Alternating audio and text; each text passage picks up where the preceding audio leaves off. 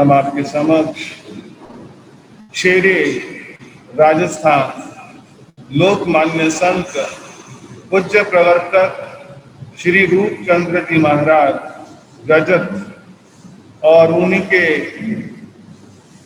गुरु भाई राजस्थान प्रवर्तक पूज्य श्री सुकन मुनि जी महाराज के सानिध्य में ज्योतिषाचार्य श्री अमृत मुनि जी महाराज के सुयोग्य सुशिष्य डॉक्टर श्री वरुण मुनि जी महाराज, जहाँ तक मुझे पता है श्री रूपचंद जी महाराज के हाथों से डॉक्टर वरुण मुनि जी महाराज की शायद अंतिम दीक्षा थी और डॉक्टर वरुण मुनि को उन्होंने बहुत अच्छे से गढ़ा है, मांझा है। और जहाँ तक मुझे पता है डॉक्टर श्री वरुण मुनि जी महाराज ने PhD अपने वैराग्य काल में ही की है। बहुत सुंदर विचार है और वो अपने वैराग्य काल से ही बड़ी बड़ी विशाल सभाओं की वो एंकरिंग भी करते हैं। सुंदर विचार है और अपने पूज्य पुरुषों के प्रति उनके अनन्य श्रद्धा के भाव बने रहते हैं। ऐतिहासिक घटनाएं वो सोशल मीडिया के माध्यम से प्रस्तुत करते हैं और विनयवान है। गुरुओं के प्रति आदर का भाव उनके हृदय में बसा हुआ है और बहुत सुंदर प्रवचन के लिए उनका नाम जाना जाता है। तो मेरा आग्रह है कुशल वक्ता डॉक्टर श्री वरुण मुनि जी महाराज आपके समक्ष। डॉक्टर श्री वरुण मुनि मथेनोन्नामी त्रिशलानंदन दुख निकंदन वाणी जिनकी चंदन है, ऐसे प्रभु महावीर के चरणों में शत शत वंदन नमन अभिनंदन है। वंदन नमन पूज्य रघुपति बुद्ध मुक्तामिश्री रूप सुकन अमृत गुरुभ्यो नमः। जय आचार्य आत्मानंद देवेंद्र शिव महेंद्र नमः।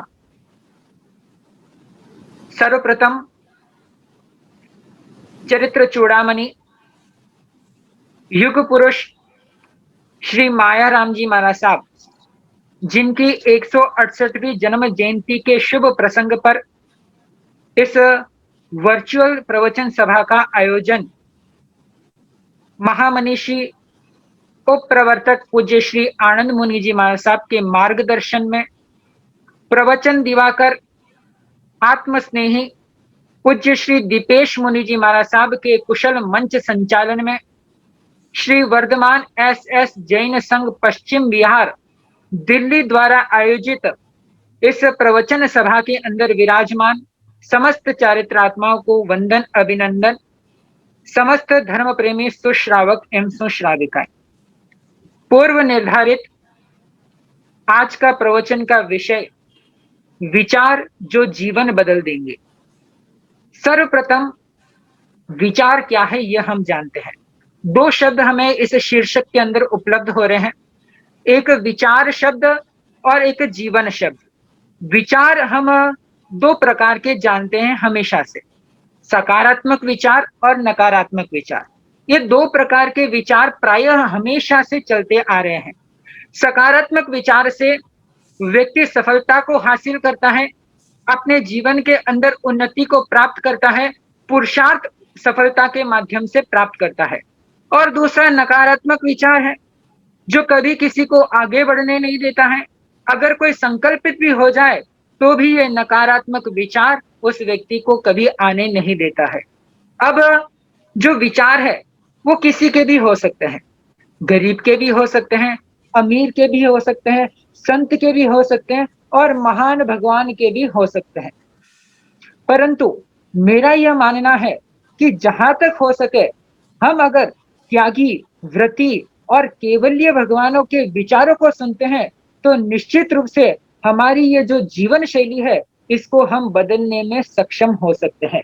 दूसरा शब्द है जीवन। भगवान महावीर कहते हैं कि मनुष्य ने न स्वर्ग देखा है, न नरक देखा है और न ही मोक्ष देखा है, परंतु वो अपने स्वयं को, जीवन को अवश्य देख रहा है। हमें यह प्रयास करना चाहिए कि हम अपने इस मनुष्य जीवन को बदले। वो कैसे बदला जाए, इसके लिए अनेक प्रकार की हमें महान पुरुषों की वाणी की आवश्यकता होती है। बिना प्रेरणा के हम अपने जीवन को परिवर्तित नहीं कर सकते हैं। तो इस जीवन को बदलने के लिए कई सारे सूत्र, कई सारे ग्रंथों में, कई सारे भगवानों के विचारों के माध्यम से आगम वाणी के रूप में उपलब्ध होते हैं। कुछ विचारों का संकलन इस सभा के लिए भी मैंने किया है, तो वो सभा के माध्यम से मैं वो सूत्र प्रस्तुत करने जा रहा हूं। सबसे पहला सूत्र है बिलीव इन योर सेल्फ, यानी कि अपने आप पर विश्वास रखो, स्वयं पर विश्वास रखो। व्यक्ति जब अपने भीतर पर विश्वास रखता है, अपने आप पर विश्वास रखता है, तो वो बड़ी से बड़ी चुनौतियों को भी सहजता के साथ खत्म कर सकता है। हम एक उदाहरण लेते हैं भगवान महावीर का। भगवान महावीर ने यह संकल्प लिया कि मैं ग्रस्त अवस्था को त्याग करके संयम मार्ग पर अग्रसर होकर कर्मों को काट करके मोक्ष गति का वर्ण करूंगा। यह उनका स्वयं का विश्वास था, सकारात्मक विश्वास था। और सकारात्मक विश्वास इतना दृढ़ था, इतना मजबूत था कि संगम, जिसने एक एक रात तक 20-20 उपसर्ग दिए तो भी उनके विचारों को चलायमान नहीं कर सका। 12.5 वर्ष तक भगवान महावीर को घोर से घोर उपसर्ग आते रहे, परंतु उनका स्वयं पर विश्वास इतना दृढ़ था कि सारे अवरोध हट गए और परमात्मा ने जो केवल्य पाया वो उदाहरण सभी के सामने समक्ष है। दूसरा सूत्र है थिंक ओनली राइट, यानी कि सिर्फ और सिर्फ हम सही सोचे, कभी भी हम गलत दृष्टिकोण से अपने जीवन के अंदर विचारों को नहीं लाए। हमें कोई भी काम करना है, जैसे सामायिक भी करना है, तो सामायिक के अंदर भी हमें सम्यक चिंतन को लाना है, सही विचारों को लाना है। हमारा सम्यक ज्ञान, सम्यक दर्शन, सम्यक चारित्र, ये सम्यक शब्द क्या है? सही शब्द है, विचार शब्द है, चिंतन शब्द है। ये सम्यक का अर्थ यही होता है कि हम जो भी क्रिया कर रहे हैं वो सही हो, सच्चा हो, पक्का हो। और तीसरा सूत्र है यूज योर माइंड एनर्जी, यानी कि अपनी बौद्धिक शक्ति का उपयोग करो। मैं ये सभा के माध्यम से जो वक्तव्य देने जा रहा हूं, ये वक्तव्य हम आध्यात्मिक चिंतन के मार्ग पर भी समझ सकते हैं और भौतिक जीवन के माध्यम से भी समझ सकते हैं। व्यक्ति हमेशा सफलता को प्राप्त करना चाहता है, चाहे वो आध्यात्मिक जीवन में हो, चाहे भौतिक जीवन में हो। भौतिक जीवन के अंदर व्यक्ति को हमेशा अपने बुद्धि का उपयोग करके कार्य प्रणाली को अपनाना चाहिए।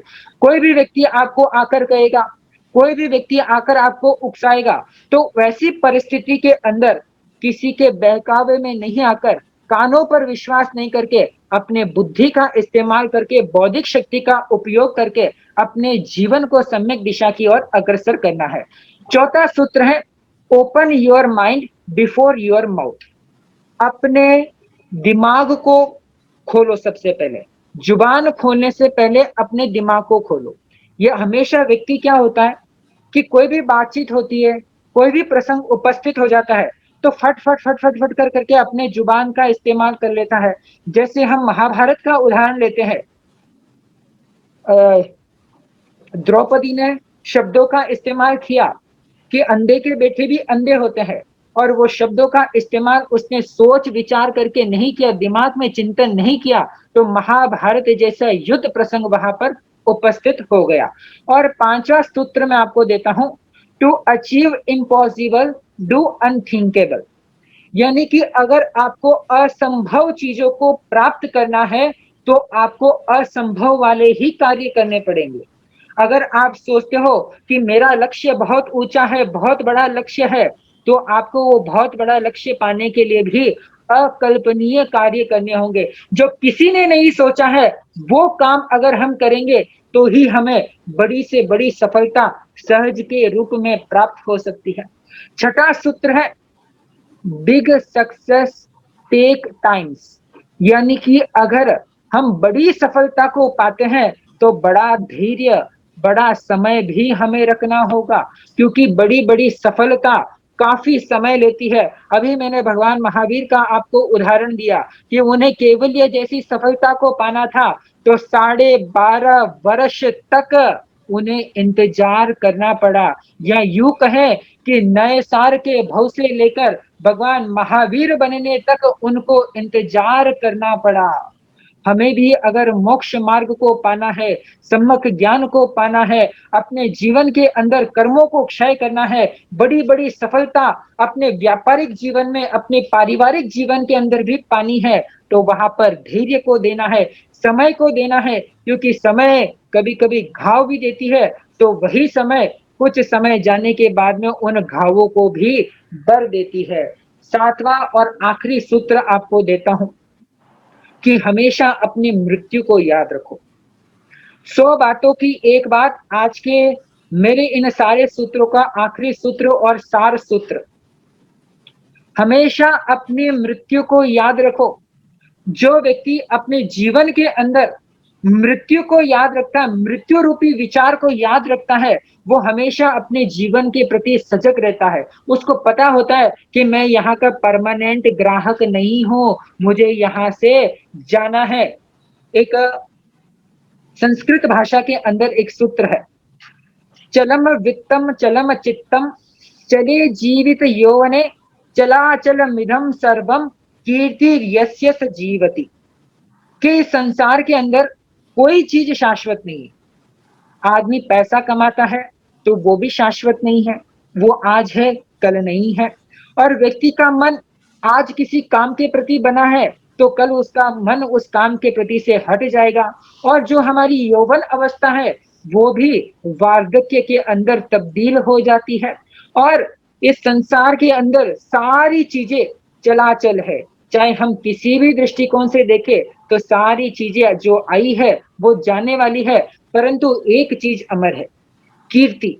जिस व्यक्ति ने अपने इस जीवन के अंदर कीर्ति का अर्जन किया है, अपने जीवन के अंदर प्रशंसा को अर्जित किया है, यश को अर्जित किया है, ये यश, ये प्रशंसा, ये कीर्ति तभी व्यक्ति को प्राप्त होती है जब वो अपने जीवन के अंदर सकारात्मकता को बनाए रखेगा। मैंने सूत्र दिया था कि मृत्यु को याद रखो।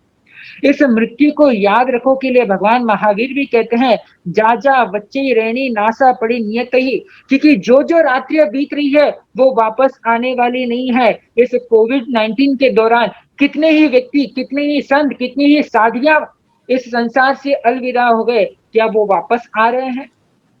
नहीं आने वाले हैं। तो इसलिए जो भी हम काम करते हैं उसमें हमेशा मृत्यु रूपी विचार को याद रखना है। एक ठोस उदाहरण आपको देता हूं। एक व्यक्ति जिसने अपने दिमाग में यह विचार बैठा लिया कि जेब में 4 टके होंगे तो दुनिया वाले पूछेंगे, पैसा पास में होगा तो मुख्य अतिथि का सीट भी मुझे मिल जाएगा, पैसा पास में होगा तो किसी भी साधु के पास या किसी भी पार्लियामेंट में किसी भी सभा के अंदर चला जाऊंगा तो वहां पर मुझे इज्जत मिल जाएगी, आबरू मिल जाएगी, सम्मान मिल जाएगा। ऐसा उसका विचार बन गया। और विचार बनने के बाद उसने एक संकल्प लिया कि मैं अपने पूरे जीवन काल के अंदर एक निश्चित धन का संग्रहण करूंगा और उसके बाद में इन सारे सांसारिक क्रियाकलापों से यानी कि व्यापारों से निवृत्ति ले लूंगा। उसने संकल्प लिया कि मैं अपने जीवन के अंदर 1 करोड़ रुपए धन का अर्जन करूंगा, उसके बाद में इन व्यापार से निवृत्ति ले लूंगा। और उसने यह भी संकल्प ले लिया कि जब तक मैं 1 करोड़ रुपए नहीं कमाऊंगा तब तक किसी भी प्रपंचों में नहीं उलझूंगा। जैसा व्यक्ति धर्म के मार्ग पर संकल्प लेता है तो उसमें प्रमाद लेकर आ जाता है। पैसा कमाने में, संसार के काम के अंदर वो कभी भी प्रमाद नहीं लाता है। उसने संकल्प लिया और उस संकल्प को पूर्ण करने के लिए अग्रसर हो गया। समय गुजरता गया, 50 वर्ष की आयु के अंदर 1 करोड़ रुपए उसने उपार्जन कर लिए, व्यापार से निवृत्ति भी ले ली। अब हुआ यूं कि 1 करोड़ रुपए कमाने के चक्कर में परिवार वाले दूर हो गए, रिश्ते इकट्ठे हो गए, बेटे छोड़ के चले गए, पत्नी छोड़ के चली गई, माँ बाप भी छोड़ के चले गए, क्योंकि व्यक्ति लोभ लालच के अंदर भटक गया था। पैसा कमाने के बाद में उसने सोचा कि अब सारे रिश्ते नाते को मैं ठीक कर लेता हूं। हालांकि मेरा समय हो गया, परंतु 2-4 मिनट का समय और लेना चाहूंगा। संकल्प लेने के बाद में वो अपने फ्लैट के अंदर 1 करोड़ रुपए को लेकर आया। लेकर आने के बाद में सोचने लगा कि जीवन की वापस कहाँ से शुरुआत करूँ, किन बिगड़े हुए रिश्तों को वापस सुलझाऊँ। तभी उसके दरवाजे को कोई खटखटाता है। खटखटाता है, जैसे ही दरवाजा खोला तो एक लंबा-चौड़ा आदमी उसे नज़र आया। पूछा, भाई कौन हो तुम? यहाँ पर वैसे आता तो कोई नहीं है, फिर भी बताओ कौन हो, किससे मिलने आया हो? कहा, मैं मृत्यु हूँ और तुझे ले जाने के लिए आया हूँ। आदमी चिंता में हो गया, ये क्या हो गया? मृत्यु मुझे ले जाने के लिए आ गई, अभी तो मैंने 1 करोड़ रुपए कमाया है, खर्च करना बाकी है। मृत्यु भड़कने लगा कि तू जाने, तेरा काम जाने, तुझे 50 साल की उम्र दी थी, तूने पैसे कमाने में लगाया, तो उसमें हमारा क्या दोष? मृत्यु भड़कने लगा। अब होता यूँ है कि जब परिस्थितियाँ भटक जाती है तो आदमी लालच देने लगता है। उसने मृत्यु को रिश्वत देने की सोची कि हे मृत्यु, 5 लाख रुपए पकड़ और 10-15 साल तक मेरे घर के पास मत आना। मृत्यु सर खुजलाने लगा, ये क्या कर रहा है बंदा? तुरंत 5 लाख रुपए वापस उसके मुंह पर फेंका। सोचा बड़ा अफसर है, 5 लाख से नहीं मानने वाला है। 20-30 लाख रुपए पकड़ाए, फिर भी मृत्यु माने नहीं। ऐसा करते करते पूरे 1 करोड़ रुपए थमा दिए, परंतु मृत्यु ने उसे 1 दिन का समय भी उसे नहीं दिया। आखिर में वो व्यक्ति गिड़गिड़ाया, पैर पकड़े, कहा सिर्फ और सिर्फ 1 मिनट का वक्त मुझे दीजिए, मैं जीवन का आखिरी सत्य लिखकर अपने जीवन को आपके साथ ले जाने के लिए प्रस्तुत कर दूंगा। कहा दिया समय, जो करना है जो कर।